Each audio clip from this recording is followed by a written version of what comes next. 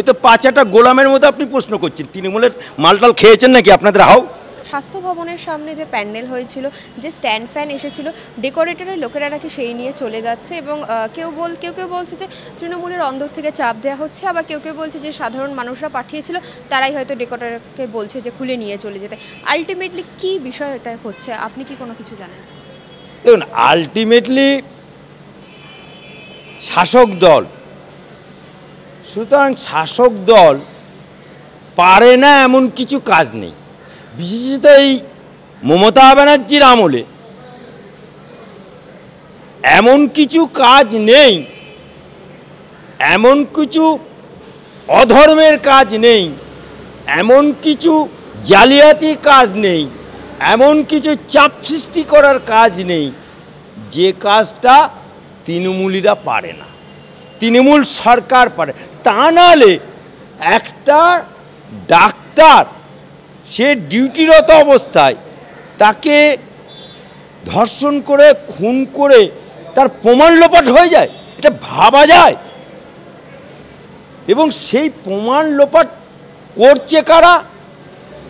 একটা বাংলার বুকে সুপার স্পেশালিটি হসপিটাল, শুধু হসপিটাল বললে ভুল হবে, হসপিটাল এবং যেখানে ডাক্তারি পড়ানো হয়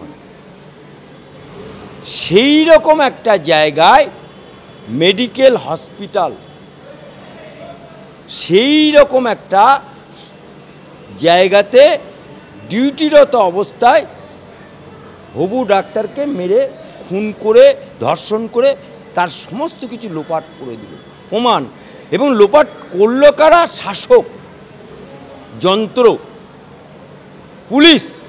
আজকে আপনার আমার কারোর কিছু ঘটনা, বাড়িতে দুর্ঘটনা বা যে কোনো ঘটনা ঘটলে আপনারা থানায় যান, আমরা দেখতে পাচ্ছি কি সেই টালা থানার ওসি জেল খাটে।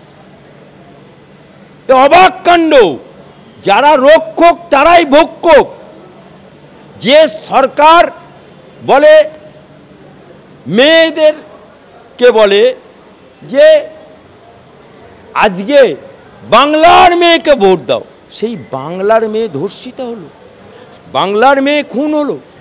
আজকে যে ডাক্তাররা, জুনিয়র ডাক্তাররা দাঁতে দাঁত চেপে লড়াই দিচ্ছে, সে লড়াইটা আজকে মমতা ব্যানার্জি সরকার এবং অনেক রথী মহারথীরা ভয় পেয়েছে। এই ভয় পাওয়ার কারণে আজকে তাদের আন্দোলনকে সমগ্র বাংলা, সমগ্র দেশ, এমনকি বিদেশে এই আন্দোলন ছড়িয়ে পড়েছে। তাই মমতা ব্যানার্জি দল এবং সরকার তাদেরকে চাপ সৃষ্টি করছে পুজোর আগে। কারণ মমতা ব্যানার্জি বলেনি উৎসবে ফিরে এসো, বাংলার মেয়েকে খুন করে উৎসবে ফিরবে। আজকে বাংলার মেয়েকে খুন করে প্রমাণ লোপাট করে আজকে উৎসবে ফিরবে। এই যে উৎসবে ফিরে এসো, আবার কি বলে ফোঁস করতে, ফোঁস শুরু হয়েছে, চাপ শুরু হয়েছে। তাদের ফ্যান খুলে নিয়ে যাচ্ছে, লাইট খুলে নিয়ে যাচ্ছে, প্যান্ডেল খুলে নিয়ে যাচ্ছে। কিন্তু হবু ডাক্তাররা, যারা জুনিয়র ডাক্তার আছে, লড়াই চালিয়ে যাবে। কারণ এই লড়াই বাংলা মায়ের জাস্টিসের লড়াই, এই লড়াই হবু ডাক্তারের আত্মার শান্তির জন্য লড়াই, এই লড়াই বাংলার মেয়েদের সুরক্ষিত করার লড়াই। এবং আমরা সেখানে দেখলাম যে মুখ্যমন্ত্রীর বৈঠকের পরও কিন্তু জোট কাটলো না, আবার মুখ্য সচিবের সঙ্গে বৈঠকের পরেও জোট কাটলো না। তারা বলে এটা ভীষণ হতাশাজনক। বারবার এই যে ফেল করছে, কোন পক্ষ? জুনিয়র ডক্টরদের কি আরেকটু সহযোগিতা করা উচিত ছিল, নাকি রাজ্য সরকারের উচিত ছিল? আপনি কি মনে করেন? রাজ্য সরকার তো বেহা, রাজ্য সরকার নির্লজ্জ। এই মুখ্যমন্ত্রী দোকান কাটা। আজকে তা নাহলে এই ধর্ষকদেরকে বাঁচানোর জন্য কপিল সিব্বলের মতো উকিল দিচ্ছে। প্রথম দিন 34টা, তারপরে 24টা, এত বড় বড় উকিল দিচ্ছে ধর্ষকদেরকে বাঁচানোর জন্য। আজকে জুনিয়র ডাক্তাররা যে আন্দোলন করে যে দাবি করেছিল, আজকে আপনি চিন্তা করুন, আরজিকর কাণ্ডে এই যে ডাক্তার ঘোষ সকালবেলায় ইস্তফা, বিকেলবেলায় প্রমোশন, আজকে সে জেল খাচ্ছে। এটা কোন রাজত্বে চলে? কোন রাজত্বে চলে? বেহা নির্লজ্জ না হলে এরকম কাজ করে? কি পীড়িতের আটা ছিল মমতা ব্যানার্জির সাথে ডাক্তার ঘোষের? এটাই মানুষ জানতে চায়। কেন পিডব্লিউকে দিয়ে তুমি বিল্ডিং ভাঙালে? কেন পিএম করার আগে চালান তা দেখাতে পারছো না? আজকে এই কারণে আজকে বিনীত গোয়েল, যার বারবার ফোন এসছে, মমতা ব্যানার্জিতে বলে আমি সারা রাত ঘুমোইনি। আরে সারা রাত ঘুমোনি তো তুমি তো কী করেছো? সারা রাত ধরে প্রমাণ লোপাট করেছো, প্রমাণ লোপাট করছো। আজকে সেই বিনীত গোয়েলের অপসারণ চেয়েছিল, কি করলো? তাকে প্রমোশন দিয়ে দিল। অর্থাৎ ধর্ষকদেরকে, প্রমাণ লোপাট যারা কারি তাদেরকে পুরস্কৃত করছে। এর থেকে নির্লজ্জ আর নেই। এখানে জুনিয়র ডাক্তারদের কোনো দোষ নেই। এখানে জুনিয়র ডাক্তাররা তাদের হকের লড়াই লড়ছে, তারা আইনের লড়াই লড়ছে, তারা সুপ্রিম কোর্টে আইনের লড়াই লড়ছে, আমাদের হাইকোর্টে আইনের লড়াই লড়ছে। তারা এই লড়াই তুষের আগুন দিক দিক করে জ্বলতে জ্বলতে দাউ দাউ করে জ্বলবে।